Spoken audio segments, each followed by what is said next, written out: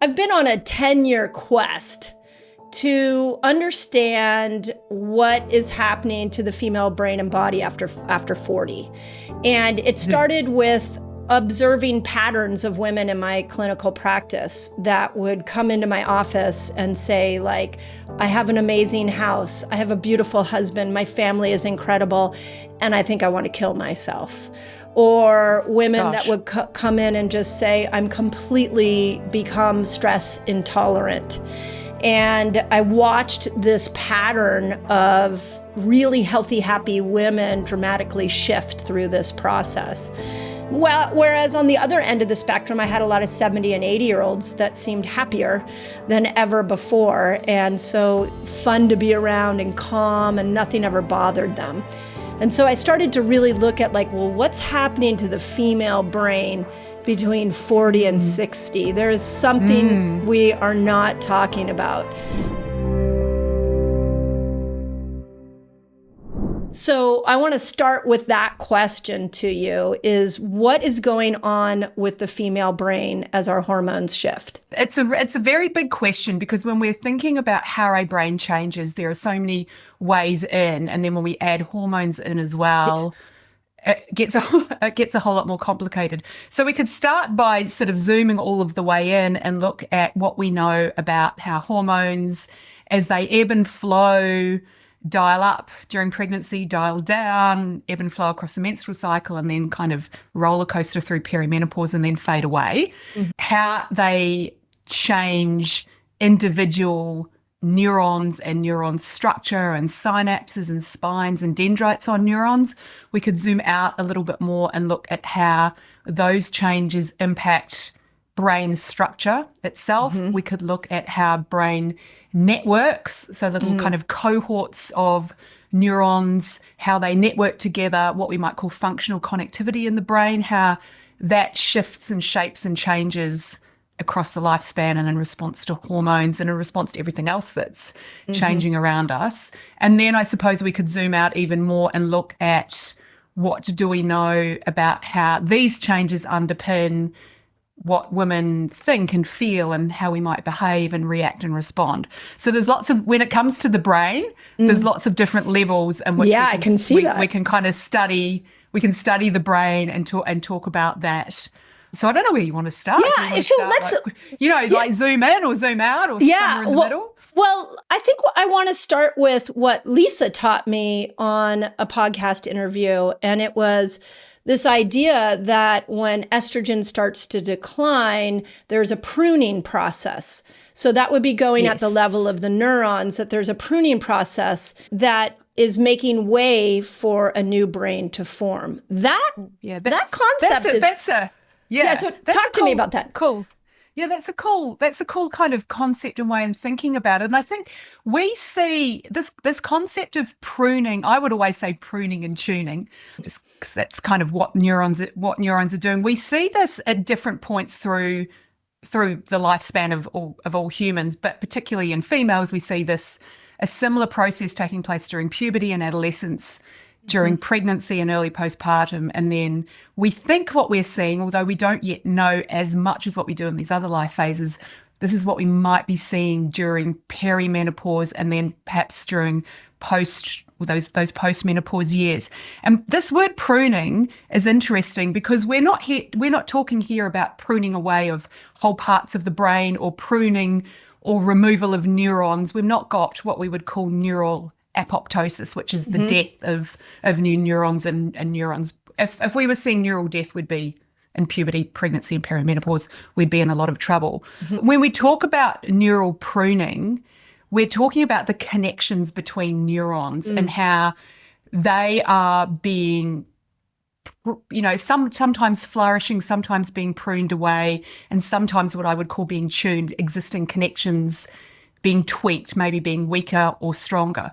And the way I would describe it is, if you imagine you've got one neuron and it looks a little bit like a tree. So we've got a cell body, and then it has all of these branches coming out of the cell body, which we call dendrites, and they look like branches on a tree. And then we've got the long axon, which will be connecting to other neurons or other parts of the brain. The dendrites are like input receivers. And at various stages through the lifespan and even in response to hormones across the menstrual cycle, we would see dendrites flourishing, particularly when we've got high levels of estrogen. We typically see dendrites flourishing and little spines on those dendrites, which look very much like buds on a tree branch in spring. We would see them flourish. And then when we've got lower estrogen, they would kind of prune away. And so what may be happening, I'm not entirely sure about menopause, but certainly during pregnancy and certainly during puberty, when we've got these massive hormonal shifts, we see the pruning away of these little buds and twigs, which means that we're altering the connections between neurons. A little bit like we see a tree flourish in spring, and then perhaps you might prune away the branches and the connections in the autumn if you were a gardener. Right. You're not reefing you're not pulling that whole tree out and throwing it away and planting a new tree in. And that alteration, we would call this synapse plasticity, these connections between neurons and how they are regulated and shift and change is kind of adds up to what we might see in terms of structural changes in the whole brain, or in terms of how networks react and respond and connect. So in pregnancy, and I'm just talking about this because we're pretty sure we know what is happening here, when you're going through the course of your first pregnancy and you've got all these sky-high levels of hormones that are made by the placenta, because the placenta is a gland, we're seeing this massive kind of flourishing and pruning and tuning of all of these connections. But what we end up seeing is that grey matter gets slightly thinner. This might happen during perimenopause as well. Grey matter is getting slightly thinner. Now, this isn't the brain degenerating. It always sounds terrible when you think about a part of the brain getting smaller. It sounds like degeneration or a disaster or a catastrophe. It's not. It's the brain streamlining and refining and putting itself in a state of heightened plasticity so that the experiences that we then have can help continue to prune and tune that brain. So what I think might be happening during perimenopause, and we're not sure because we don't have very many studies yet, if we see reductions in grey matter volume, that's not because we've got less neurons. What we're probably seeing is reduction in the numbers of connections between neurons. That doesn't mean they're giving up. Right. That means they're probably doubling down.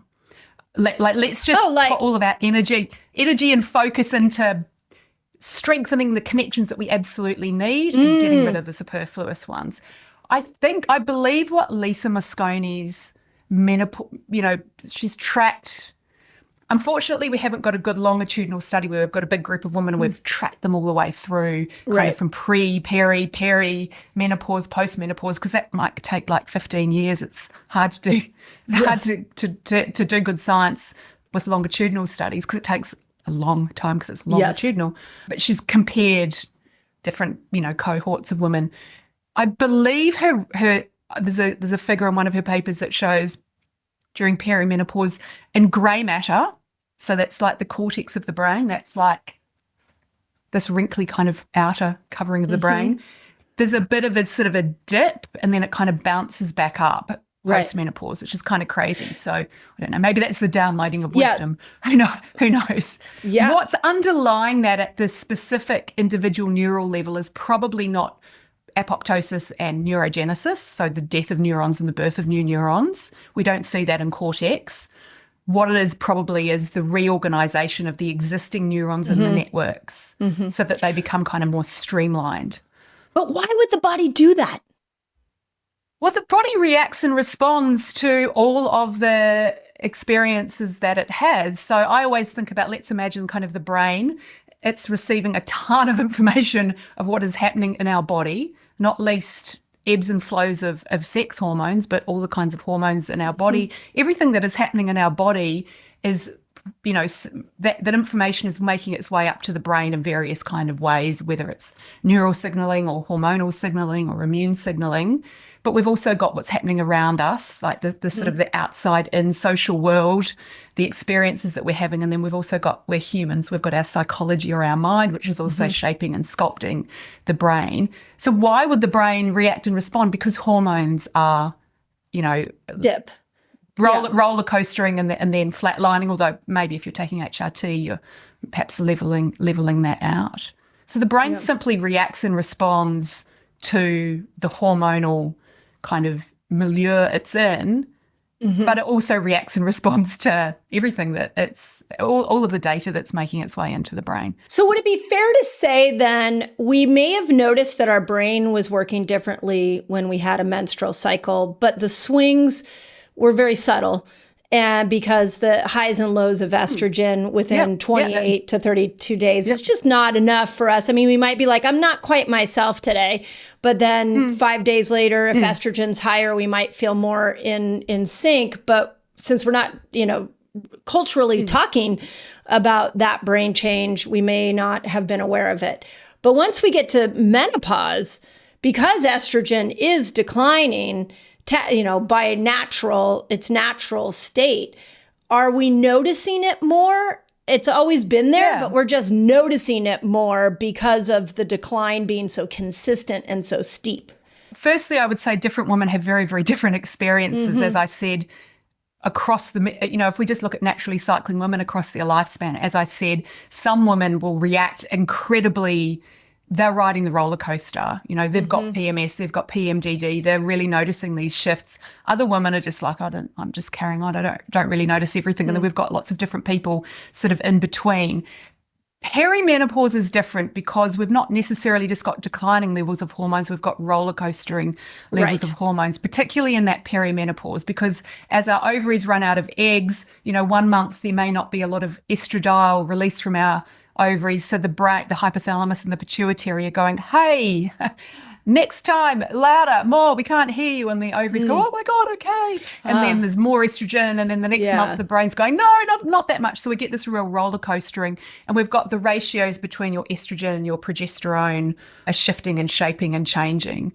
We mostly understand from a neurobiological kind of mechanistic perspective, which is what I kind of like, the neuroscience, what is happening in terms of the vasomotor symptoms and how they're a neurological consequence of these changing levels of hormones, whereby in our hypothalamus, which is a part of the brain which does things like regulate body temperature, and it receives information about hormones and, heart rate and blood pressure, etc., for some reason, and I'm not entirely sure why Mother Nature had this in mind when, we evolved this way, the hypothalamic thermostat, which regulates our body temperature, is tweaked and set in women by levels of estrogen. And when you've got these roller coastering levels of estrogen, the neurons involved in that thermostat get much more hyperreactive. So it's almost as if the level of the thermostat gets much narrower, or the kind of happy, healthy range is much narrower. So your body temperature only needs to rise very slightly for it to kind of hit the top level, and your hypothalamus to go, oh my God, it's hot in here, panic stations.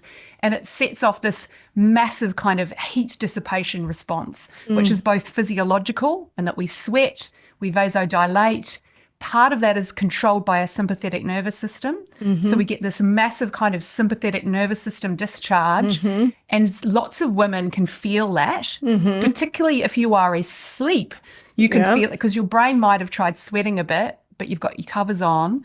And then the brain's like, girl, we need to wake up to throw the covers off. And you'll get this kind of, you can almost feel like this kind of discharge go through your body, and you kind of wake up. So you've got this massive sympathetic nervous system sort of response, which is an attempt to cool you down because the brain's panicking, thinking you were overheated. Right. So we've kind of got the involvement of our autonomic nervous system in there as well. So why the estrogen is involved with this process? Yeah, it's a great question. In fact, I would like to know. I'm not entirely sure whether anyone has got there yet, apart from the fact that everything is kind of interrelated, and why that part of the brain takes so long to kind of because some women can have these vasomotor symptoms for 7, 8, 9, 10 years. Some women don't notice them. Some women don't have any. Other women do, and why it takes the brain so long to adapt and respond. Because sometimes the brain adapts and responds quite quickly, and it will adapt, and within a year you're fine. Others, it takes a much longer time. I'm not entirely sure what's going on here. There's probably loads of different components. So we understand that quite well. The 2 a.m. wake up, I used to call it, I would do a worry scan. It was like I would wake up and then my brain would be like, okay, which topic do you want to try to fix right now? It's a bit like that. And I think, this we haven't talked about how we can kind of manage this, but there's hormone therapies, etc. Pick or choose what you're going to use here, but cognitive behavioral therapy for insomnia is a really great kind of holistic kind of, I call it bottom up, outside and top down, or biopsychosocial way to help address this, because we need to get to the point where we're just not kind of giving in and going, well, I've woken up at night, therefore I will worry. It can become very habitual. What techniques and tools do you have that you can kind of intervene and convince yourself to not worry and be able to go back to sleep? Sounds easier said than done, but there are resources and tools and support out there if this is the kind of situation you find yourself in, because it can become, it's a very easy feedback loop to kind of lean into, particularly because you've got this autonomic nervous system involvement as well as your mind. Right. And once those two start, that's kind of how we end up with people with kind of anxiety and or depression. We need to kind of roll that back and kind of intervene as early as possible, and protecting sleep is one of the most important ways to do that. Of course. Yeah. And that's what I always hear when they're like, here are the lifestyle tools you should do as you go through perimenopause. And one of them is like, get a good night's sleep. And I think whoever created that list never went through perimenopause, because it's not the easiest. It's a good idea. Yeah. It's a great idea if you knew how to, how to do it. Yeah. But we do have tools and resources there for people. So I think cognitive behavioral therapy, I've heard that, with an I at the end, is that's your go-to. Okay, check this out. I have a free fasting guide for you all. It's free. And it's going to teach you all the basics of fasting. It's going to teach you how to kill hunger when you fast, which is really cool. And it's going to show you how to break your fast, among many other things. All you got to do is click on the link below and enjoy. Well, let's go back to the metabolic piece of this, because, one of the things that Lisa and I geeked out on is that the brain is less receptive to glucose as it goes through this experience. And, my following and my background is in teaching fasting for women, and how you can use a tool like fasting to balance your hormones. And I've watched everything from somebody getting their metabolic health in order and all of a sudden they get pregnant. I've watched depression and anxiety go away, and I've watched all the hot flashes, the sleep, all of that change. And so I'm wondering if the brain is less sensitive to glucose, is that playing in to this brain function that you're talking about as far as raising temperature and trouble sleeping? Yeah, 100%. And this may be part of what is happening in the hypothalamus in terms of this kind of glucose insensitivity. And the brain reacts and responds and kind of tries its best to compensate for that. And also, it's not just cells in the brain, it's just neurons in the brain, it's every cell in our body. Some people, not everyone, can become more kind of insulin resistant and, can't, kind of metabolize and process glucose and make ATP and all of that in the same way. And I'm no expert on cellular metabolism, just kind of makes me want to shut my eyes and have a nap. But that's my TED talk on that. But we see this in every cell in the body, right? You haven't been and up you'll late. Be familiar with that. Yeah, you haven't been up late at night studying the Krebs cycle? I don't understand. Oh gosh, no, I'm sure there's a textbook around here somewhere with the diagrams. And I think I actually tagged a good diagram the other day that I saw on somewhere on social media. I thought, I should save that to revise, and then I never did. But we see the brain and the cells in the brain react and respond in the same way that cells in the brain do everywhere. We've got, and it's hard to kind of tease out, all of these different body systems, because they're all interconnected, and the brains and the nervous system aren't separate from the rest of the body. And we can talk about metabolic health. So we've got neurons in the brain perhaps finding it harder to do the job that they used to, but luckily the brain adapts. If it is healthy, adapts and reacts and responds, and we sort of see this, and I believe some of Lisa Mosconi's work has shown that. I mean, we're in such early stages of imaging menopause in women's brains, but she has shown that adaptation and that response to And we've got, different people have got different kind of health profiles and genetic profiles and susceptibility, et cetera, underlying that.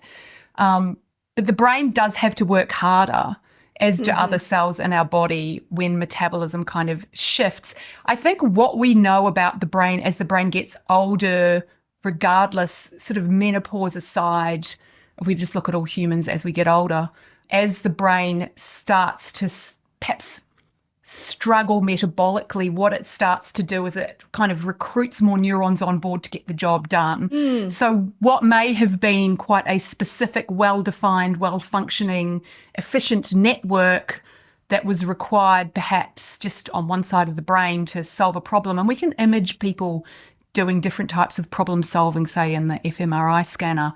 The brain will start to recruit more neurons and more networks to get that job done. So the brain's pretty cool in that it goes from having these very well-defined, quite segregated networks. And as you age, we know that sometimes those networks get what we would call more integrated, or they kind of tend to cooperate. And we might go from having one side of the brain doing the job to both, or perhaps more brain activated to get the job done. So, the brain's adapting and reacting and responding in its own way to find kind of workarounds to get the same solution. That process of perimenopause perhaps speeds that process up. Okay, where are my gals that are struggling with hormonal imbalance? Bloated, feeling like you're not making progress with weight loss? You need to add these foods in so that you can support better hormonal health. There is a lifestyle that estrogen wants you to live, and there's a lifestyle that progesterone wants you to live.